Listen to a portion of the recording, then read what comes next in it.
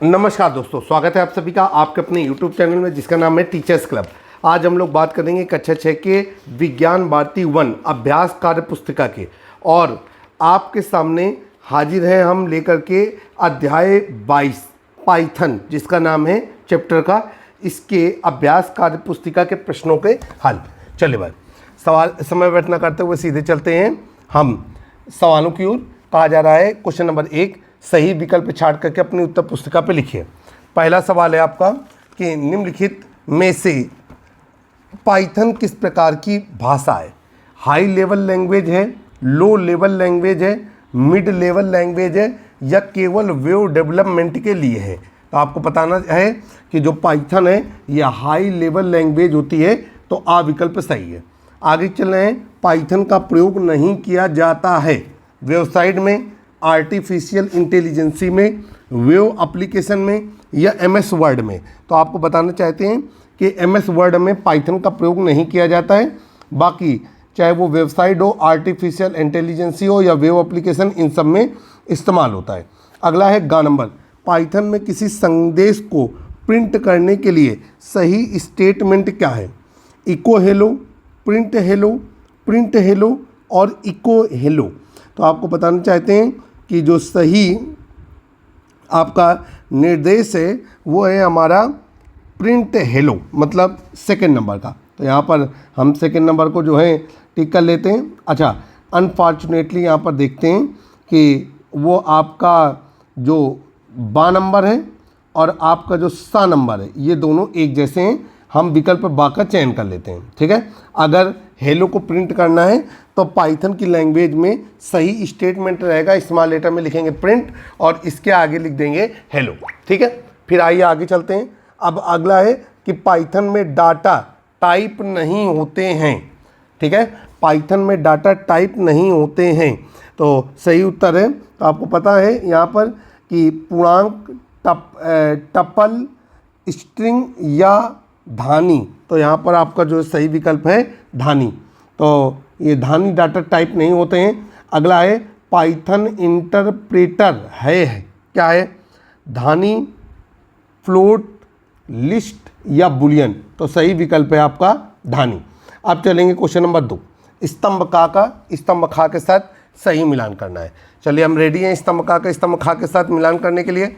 इसके लिए हमें क्या करना होगा? स्तंभ का को पढ़ना होगा। स्तंभ का में का से लेकर के अंगा तक चीज़ें लिखी हुई हैं। अब हम उन चीज़ों को जो है लेकर के सवाल को हल करने की कोशिश करेंगे। सबसे पहले तो आपको मिल रहा है इंटीजर। क्या मिल रहा है? इंटीजर। तो भाई इंटीजर का मतलब होता है आपका किससे? संख्यात्मक डेटा स्टोरेज से। इंटीजर का मतलब होता है संख्यात्मक डेटा स्टोरेज से। तो हम इसको जो है यहाँ से दा नंबर से मिला देंगे। आगे चलेंगे। अगला है फ्लोट। तो फ्लोट का मतलब होता है दशमलव संख्याएं। तो इसको हम दशमलव संख्याओं से मिला देंगे। फिर आगे है स्ट्रिंग। तो स्ट्रिंग का मतलब होता है टेक्स्ट डेटा स्टोर हेतु। तो स्ट्रिंग को हम इससे मिला देंगे आ नंबर से। इसके बाद सूची। तो सूची होती है एक से अधिक डेटा का संग्रह। इसको हम यहाँ पर बा नंबर से मिला देंगे। अगला है बुलियन। तो बुलियन का मतलब होता है सत्य या असत्य। तो इसको दा नंबर से मिला देंगे। आ, बा, सा, दा, और यहाँ पर 2 बार हमारा जो है वो दा आ गया है, कोई मतलब नहीं, हमें तो 3 मिलाने से मतलब है, ठीक है। चलिए भाई, अगला है रिक्त स्थानों की पूर्ति कीजिए, ठीक है। अब रिक्त स्थानों में क्या है? करें पाइथन लैंग्वेज का उपयोग खाली जगह के लिए किया जाता है, प्रोग्रामिंग के लिए या गेमिंग के लिए? किसके लिए किया जाता है? तो हम सभी लोग जानते हैं कि पाइथन लैंग्वेज का उपयोग जो है वो हम करते हैं किसके लिए? प्रोग्रामिंग के लिए। तो यहाँ पर हम लोग भरेंगे प्रोग्रामिंग।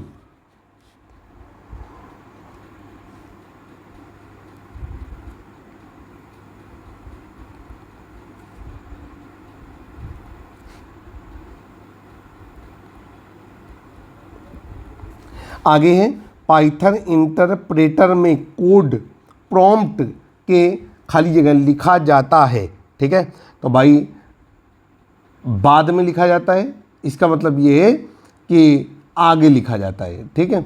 आगे और पीछे, तो यहाँ पर हो जाएगा आपका पीछे, बाद का मतलब होता है पीछे, तो यहाँ पर हो गया आपका पीछे लिखा जाता है। ठीक, आगे चलेंगे। गा नंबर है, कह रहे हैं खाली जगह कोट्स का प्रयोग आउटपुट को एक से अधिक लाइन में प्रदर्शित करने में करते हैं, डबल्स या ट्रिपल्स। ठीक है, तो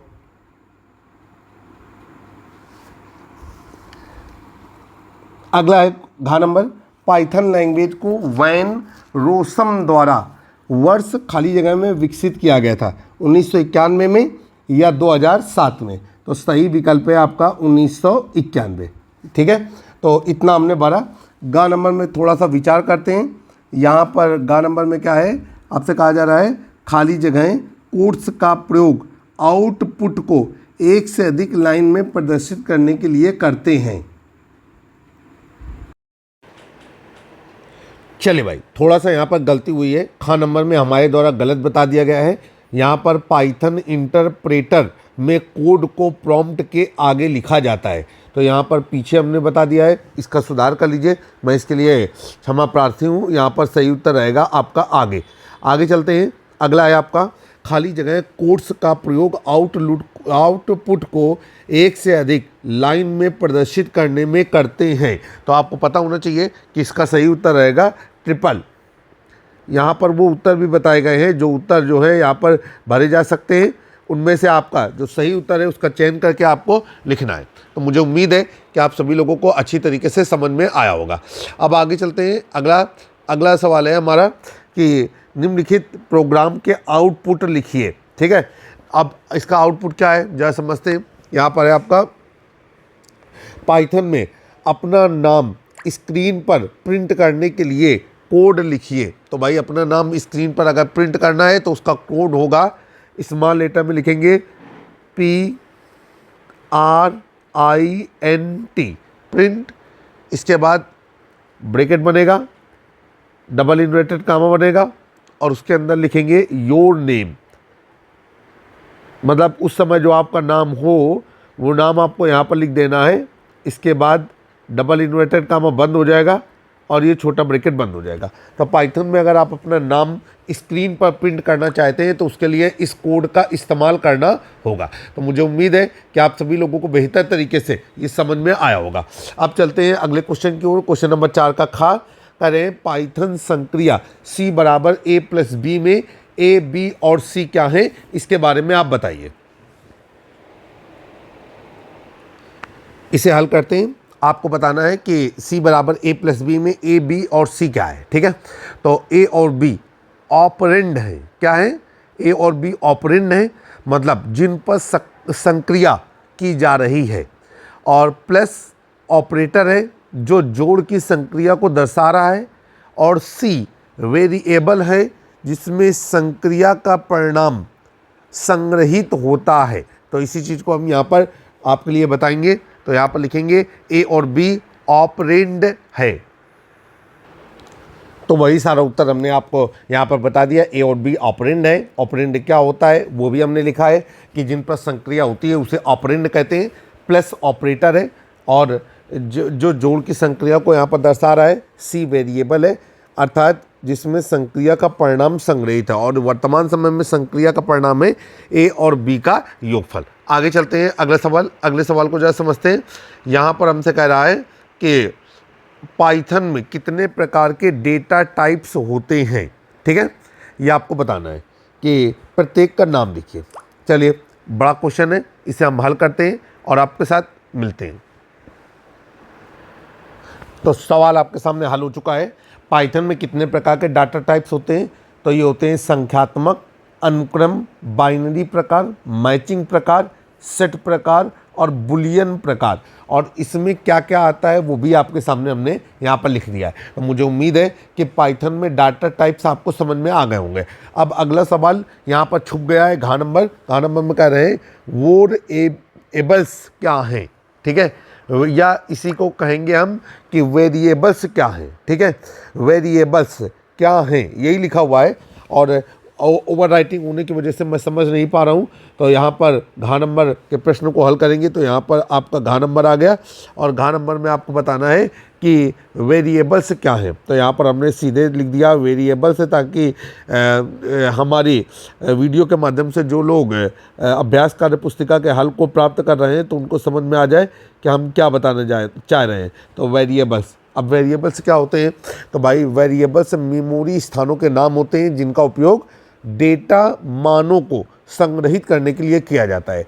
जब पाइथन में काम करते हैं तो पाइथन में एक वेरिएबल एक कंटेनर की तरह होता है जो विभिन्न प्रकार के डाटा, जिनमें की संख्याएं, टेक्स्ट, सूचियां आदि को रख सकते हैं। जब आप एक वेरिएबल बनाते हैं तो आप उसे एक नाम देते हैं और उसमें एक मान असाइन करते हैं। आप प्रोग्राम के दौरान इस मान को बदल सकते हैं। ये है वेरिएबल।